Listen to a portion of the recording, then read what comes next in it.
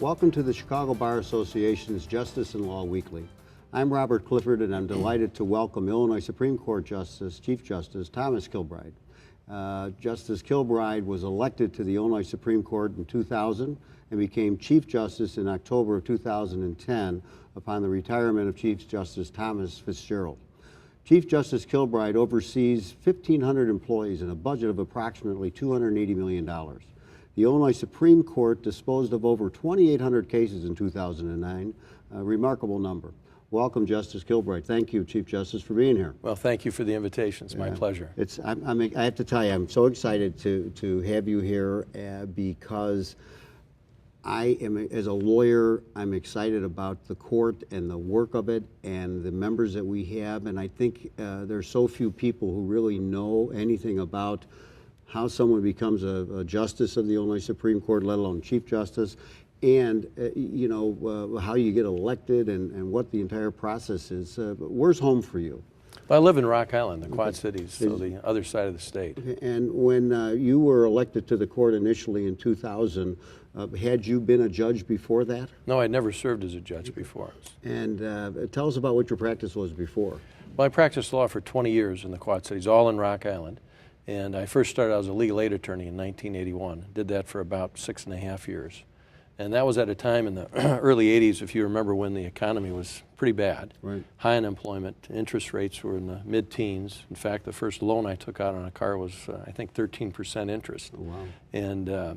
And the Quad Cities is basically a manufacturing city, at least at that time. Big agricultural implement industry in that town with Deere and Caterpillar and Farmall, International Harvester. All those folks were getting laid off from jobs because of the economy. And so I did a lot of work representing folks in mortgage foreclosures, auto repossessions, fighting to get unemployment insurance benefits, those kinds of basic things. So things that affected the real people, and now you look at the issues of the real people up on the court. That's it's right. It's both criminal and civil. It's handled by the Supreme Court? That's right, the Illinois Supreme Court. And on the criminal law side, how many of the 29 or 2,800 cases a year that the court takes a look at are criminal? It might be, well, in terms of that total pool, that includes all of the what are called petitions for leave to appeal, the fancy PLS. Term, yes, for please take my case. Right. And, I never heard that one. Well, okay. I mean, overall, it might be, it's probably more criminal out of the total pool, but of the cases we take, it might be close to 50%, although it seems that it's maybe a little higher on the criminal side. Yeah. You know, those 1,500 employees that I mentioned, as much as I thought I knew about the court, when I heard that number, I was really surprised. What do all those people do? Well, I think we need to back up. That includes 950 judges, and I think it would, most judges would be shocked if you told them that that guy Kilbride's overseeing their work. I'm not. Only in the appellate process as it makes its way to the court. So, the vast majority of those are judges. Then we have folks that work directly in the administrative office of the Illinois court system. That's the administrative branch that helps us administer the whole program. Then there are the employees in terms of the appellate court level, all the law clerks, both at the Supreme Court level and the appellate court, as well as law librarians and clerk staff and so forth that make up that whole group. When you first ran for the Supreme Court, why did you do it? Well, I had practiced law for 20 years, and actually I didn't start to run for the Illinois Supreme Court. I was a candidate for the appellate court in the intermediate level of review in the 3rd Judicial District. And you might remember the name Judge Mike McCuskey. I do. Who was on the appellate court and later was appointed as a federal judge. And I was campaigning for his office seat that was vacant. And then later, because it's the same geographical area, the vacancy came open on the Supreme Court that Justice Heupel had held. He decided not to run, and it's a long story, but the short version is I made a move over to run for the top spot. And when you were growing up as a young lawyer and practicing, did it ever occur to you that you'd be on the Supreme Court, or least of all Chief Justice of the Illinois Supreme Court? No, it never did, and frankly, I didn't even have a goal to become a lawyer as a young man or as a young boy. When I was in grade school, as many a young boy, played sports, and basketball was my favorite sport, and on TV at the time there was no cable. It was ABC, CBS, NBC, and that was it. And So I watched the Boston Celtics. I thought maybe I could make it to the NBA someday, but that didn't work out. Okay, good. All right, that's true. You know, just total aside, a friend of mine has a store in Boston. And he recently fitted one of the Celtics for a pair of blue jeans, and the guy had a 34-inch thigh. How about that? That's something. That's something. But just for the record, for the residents of Chicago, the Bulls weren't on the television at the time. Right, I don't even think they were a franchise when I was watching TV. Fair enough. How is it different being Chief Justice now versus an ordinary member, if you will, of the court? There's 7 justices on the court? There are 7 members on the Illinois Supreme Court, and it's still a work in progress is the best example, or best statement I can say. It's a learning process for me. I just became the chief on October 26th, and of course was involved in a retention election that wasn't the garden variety kind. Right. And so I'm just kind of finding my way through it, and it's additional work, but it's manageable. Sure, sure. You know, I've often thought that there's a relationship between the Supreme Court and those 950 judges, if you will, at the circuit court level, from an administrative point of view. Does the court really interact that much with the first level court, the circuit court? In terms of the pure judicial aspect, I wouldn't say a lot, other than if you want to view it in a more technical way or a practical way as well. But in terms of an opinion that we hand down, it certainly has a direct and immediate impact on all trial courts on how to administer cases, and any single opinion can impact. Right. But outside of the judicial, it's also the continuing legal education that we've imposed now, or created, mandated for judges as well as lawyers. Right. Because as you remember, could you tell us a little bit about that? Because I think one of the things the public would really like to know is, how do the lawyers and the judges manage their own profession? How do they make sure that the public is being properly served by skilled lawyers who know what they're doing? Well, we have created, it's been a few years now, I can't remember the exact number of years, for mandatory minimum continuing legal education in the state of Illinois, both for lawyers and now also for judges. In fact, I took the position that when we mandated that for lawyers, I thought, well, if it's good enough for the lawyers, we have to do that for judges as well.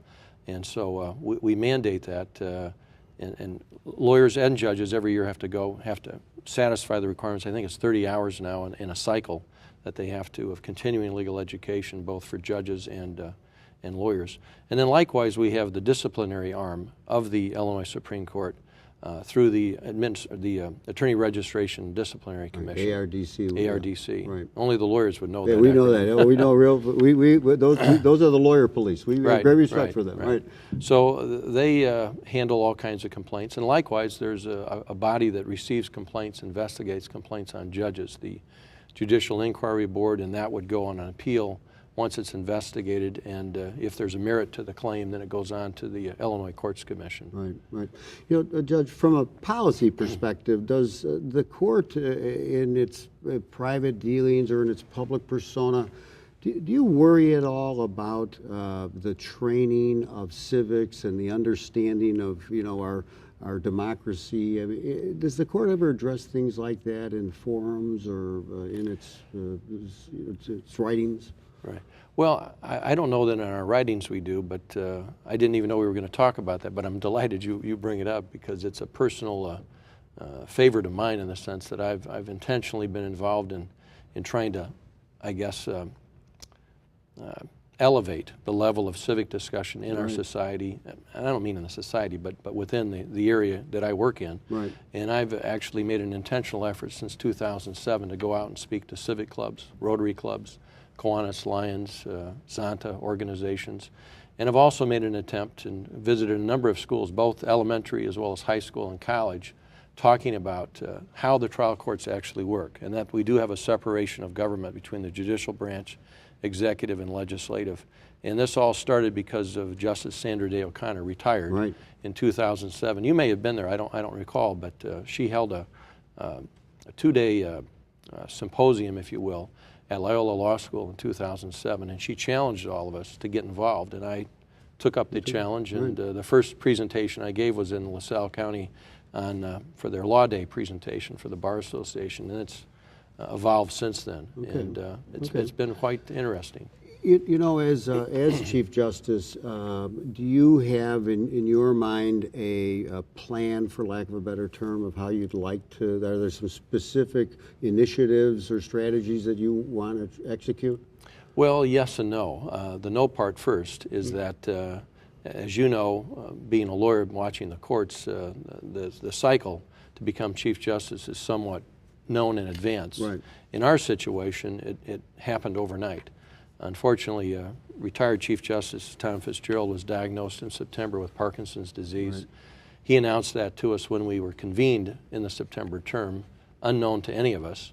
And then in October, it's when I was appointed to become the Chief Judge. So I really didn't have any time then to plan for it. And since I was involved in the retention election, I was also devoted to a high degree on that. And so it's still a work in progress. Right. But I would want to share this one thing, and I announced this recently at the Illinois State Bar Association meeting this past weekend, that I personally, as well as I think the court, we have an interest in seeing e-filing, the electronic filing of documents to be transmitted so that we can try and unify it, not only on a county-by-county circuit basis, but also throughout the state of Illinois to try and come into the 21st century, or whatever century we're in now. Well, and you know, one of the things that does is creates a transparency for the public, that the public could go on the computer after they watch this program tonight, and they could search your opinions or an issue on the internet, and that's a pretty remarkable phenomenon if you think about it. And yet there's a cost that's going to be associated with that, and do you have a vision of how the court will handle that?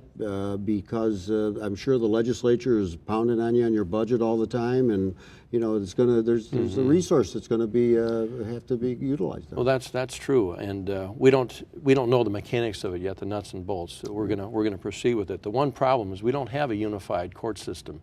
Could you in the explain state that? of Illinois. What do you mean by that? Well, it's unified in the one sense of the judicial branch handing down opinions, that the Supreme Court is the superior court, the most supreme in the state, the appellate court, the intermediate level, and the trial courts. But the funding of our court system in Illinois is not unified. I mean, the state does pay the salaries and the operational expense of our administrative branch of the judicial branch, but counties also pick up a large portion of the tab of running the courthouses. They provide the courthouse facilities and maintain those courthouse facilities. None of that's unified. And that's what also ties into this problem in terms of putting together a unified e-filing system. Right now, circuit clerks have already, in some counties, have purchased their own software. So we don't necessarily have the same software vendor working in each county, where we even have these e-filing projects going on a circuit basis. So all that's going to have to be overcome. And you know, the federal government does have a unified system, as you know. I do, correct. You know, I don't know why this, I try to be spontaneous when I think of these things, and I'm listening to you here and as you're talking, and you know, the public would really like to know how things work for you. Like in your everyday you know, activities, do you get called upon to work on an individual case or to get somebody out of a jam, or is there some emergency petition that's referred to you where you're sitting at home watching TV and you got to turn it off and make a decision that could be life and death for someone? Does that stuff happen? Well, there's a lot of things that happen that were unknown to me as a practicing attorney. Maybe not to you, because Bob, I don't operate in the same league that you do. It's kind of you to say. Well, I never finished telling you about my past background. It was just beyond the legal aid. I was, did some insurance defense work, and then was a sole practitioner and did the basic cases across the board, from domestic disputes and traffic cases. But that's one of the great things about you being on the court now, is that you've got you can identify with the things that are really happening in day-to-day life for people. Right. You know? Well, I mean, one of the examples I wanted to give you, Bob, is that I didn't know until I got on the Supreme Court that there was actually an active motion practice that takes place at the court? Yes, and before the Illinois Supreme Court. Now, we don't grant too many of those motions, so I'm not encouraging lawyers to file. Hello, just file them tomorrow. It'll be around. But so we have a lot of that's not known to the public. I think even the general practicing bar is probably not that well aware of it across the board. In terms of one part of your question was about life and death. Right now the governors in this state have not implemented the final step in the death penalty cases when that sentence is handed down. So we don't have those kinds of emergencies coming. But we do have emergency motions that are filed. Certainly come election time, there seems to be not a plethora, but a fair number of cases that come before us on an emergency basis. And throughout the calendar year, we get other emergency motions to try and stop something in the trial court or make something happen. But again, we don't usually intervene in the trial court. Okay. So but every day is a different day. Yeah. Can I ask you like a devil's advocate question Sure. here? There's been such a growth and development of what we call ADR, alternative dispute resolution, mediation. Right. Well, if everybody's going to settle these cases all the time, what the heck do we need the judges for? Right. There you go. So what's your answer to that? This exploding use of alternative dispute resolution, there's the number of jury trials in America is dropping like a brick in water. Do you have a take on that in terms of what the implications are for the court in the next decade? Yeah, I mean, I don't know how it's going to unfold. I mean, I think we're all in favor of folks trying to resolve their problems where they can agree on it all. And I joked early on in my first term as a justice of the Supreme Court when we opened a mediation center in Rock Island in the 14th Judicial Circuit. I said, to the fellow judges, I said, if all these cases are going to be resolved by mediation, maybe there's not a need for you judges. There you go. But there's a right to a judge. There's a right to justice to be vindicated in our court system. There's a right to jury trial and so forth, provided by the U.S. Constitution and the Illinois Constitution. And how it's going to play out, I don't know. But it's an interesting phenomenon that's taking place. Sure. Do you see any particular challenges that you just scratch your head, say, I don't know how we're going to figure this out, that are facing the profession in general from your perch in the Supreme Court? Well, that's a great question. I'm not sure that if I gave you the full answer, I'd be able to do it right now without wasting a lot of time on your television show here. But I do think staying pace with technology is an important issue, not just for the transparency of the court system with the public, but also to make it user-friendly for litigants and the lawyers who handle the cases and the judges who operate, because we have more and more younger judges coming into the court system that are well-versed in all the aspects of technology, whether it's texting, and not that you're doing that as a judge, but I mean just forms of communication, as you know, with clients. Right. But the most critical thing right now is the funding. And our court budget is less than 1% of the entire state budget in Illinois. And yet we do not have full funding that we need to make sure that probation, detention facilities, the court workers are fully funded as they need to be, because that's a key cog in moving cases through the court system. If these probation workers and detention workers and other court services workers are not fully staffed and funded, then cases get bogged down. Because you have to have pre-sentencing investigations done and all those kinds of things that again, the public at large would not be expected to know, but those are things that hurt us. And, but that's a problem across the country. Now, do you find yourself going to the state capitol and Springfield and dealing with the legislative leaders on that very issue, the court's budget and other things?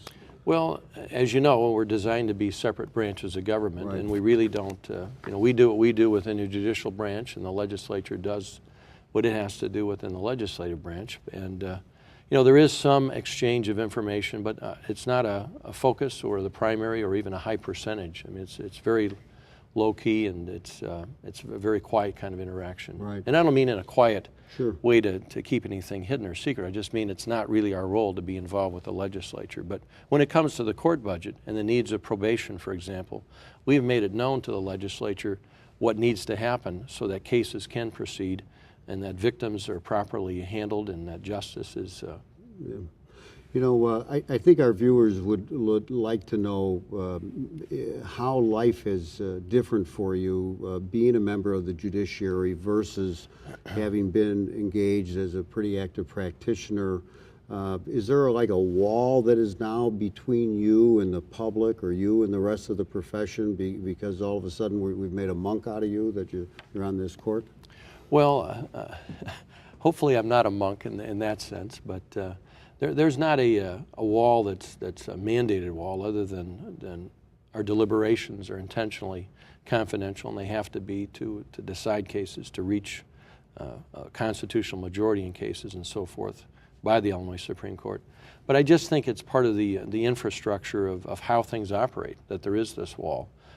We don't have clients coming, or litigants coming into our courtroom. As you know, you've been there before to argue cases.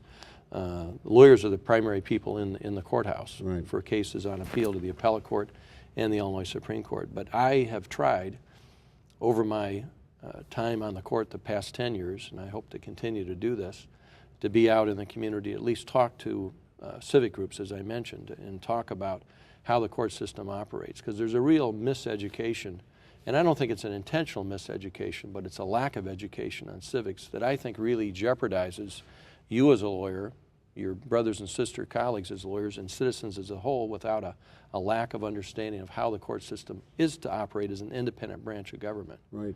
Well, if we're not teaching civics and our legislature isn't going to fund education of civics, we've got the profession maybe needs to step to the plate, which is what you've been talking about earlier. Well, that's right. Well, and to that end, you mentioned the need to bring the court into the 21st or whatever century it is, and you mentioned arguing a moment ago. I know that some of the court's arguments are broadcast on the web.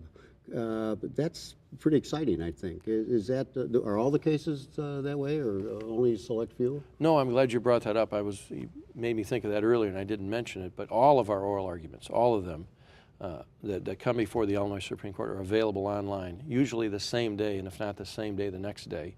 And they're there now, they're archived, so they can, this has been over the last, I think at least 3 years, I'm not sure on the precise number. We've also, just to mention this to the public, all of our opinions are also posted online. So if somebody did a Google search, for example, on Illinois Supreme Court, you could find our homepage, and I hope it's relatively user-friendly, and you can find the tab for opinions, and you go there and you can find the most recent ones, and then they're archived beyond the most recent 90 days, back year by year, from when we first started doing it. And then the same is somewhat true, but there's no taping of appellate court arguments, but the oral arguments, the audio portion, is now uploaded onto our website at the 5 appellate districts around the state of Illinois. Yeah, and not to put you on the spot, but in Illinois we don't allow cameras in the courtroom. In fact, I think on balance we don't allow cameras in the courtroom nationwide, even in the federal system, except on an experimental basis. What's the rationale that the public would need to hear in terms of why we have limitations on that? Well, I think the limitations are in part history. It just hasn't been that way. I think the more critical reasons are the sanctity, the decorum of the courtroom. I think everybody knows the story about the O.J. trial. There you go. They think that turned into a circus. And they obviously want to protect the sanctity and honor the jurors, the members. You don't want to expose them to undue influence. Most importantly, you don't want them to be intimidated or retaliated against by anyone. You want to protect witnesses as well. But they have to testify in an open court. And I come to this from a little different view maybe, because I've practiced the whole time in the Quad Cities. And Iowa is right across the river. And in Scott County, Iowa, they do have cameras in the courts. We have local 3 networks that on a not necessarily daily, nightly basis, but on occasion when there's a key case of profile, you'll watch it on TV, and I have friends who are lawyers, friends who are judges. They don't seem to have a problem with it.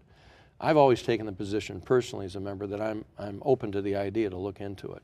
And that's one thing I may take a look at as the chief. Sure. And again, it would require the consensus of the other members of the court. And it probably, I think you'd want even to have public forums on that, where you'd listen to what the community thinks about that. The court does that already at times, right? When you have rule changes, proposed rule changes, That's there are right. public hearings, and most recently under Justice Fitzgerald, we passed a code of evidence. In your own mind, when I said that, the code of evidence, is there any one thing that jumps out at you where, this has been, when we did that, it's a really good thing for the public because? Is there one thing that sticks out in your mind about the code of evidence? Well, I don't know that it is something that the public at large would even use or be familiar with or have any understanding or appreciation for, but I do think it helps the bench and the bar, to use that phrase, as a tool, as a user-friendly tool where they all can go to one document that has a codification of all the rules of evidence as really the benchmark of how to manage and handle a trial. And you're one of the premier trial attorneys, as I understand it, in the state, and you know that better than I do. I don't know about that, but I'm trying every day, just like you. Being in the position you're in, and you only have, you mentioned a moment ago that the period of time you have as a Chief Justice is fairly defined. Is there a goal you have when you finish being chief and you hand that mantle over to the next person? Is there something you want to say, I did that during my period? I accomplished that.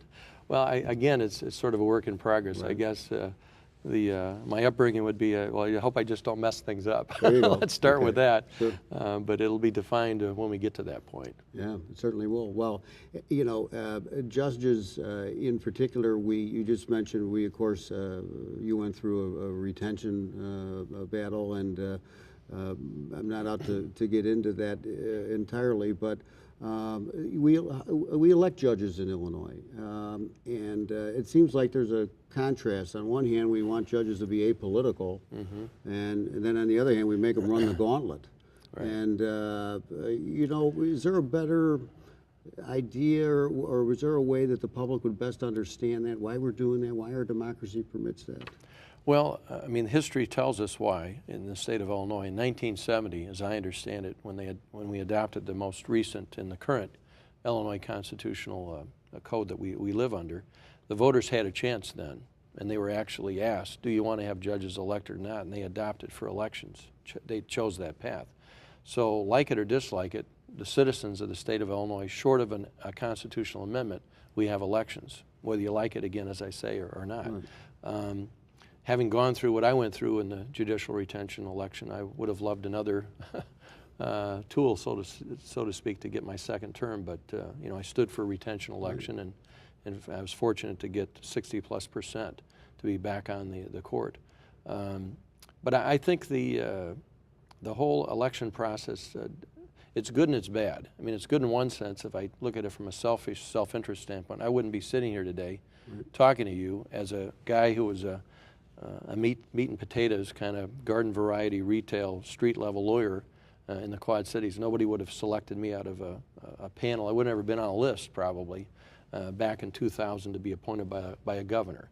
And that's the flip side of this whole thing. There's either merit selection or there's judicial elections. And if we have merit selection, everybody's for merit.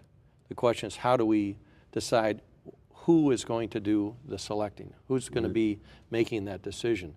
And unfortunately, with our recent history in Illinois, if we look back to Governor Blagojevich and Governor Ryan, there are those in the media, of course, who would say, well, we wouldn't have wanted them selecting our judges. And I say that with all due respect to those governors. Well, I think one thing that could be said, though, at the risk of being patronizing, is that merit selection did take place in November of this year when you were retained. And you giggle, Judge, but I mean that. It's proud to be with you. I think the profession and the bar are very mindful of the effort and scholarship you make on behalf of the public and the community and the profession, and I'm thankful that you were with us today. Oh, thank you, Bob. Thank you, Chief Justice Thomas Kilbride, for joining me today and to discuss the very important work of the Illinois Supreme Court, as well as the important issues affecting the judiciary and the public. I'm Robert Clifford. Thank you for watching the Chicago Bar Association's Justice and Law Weekly.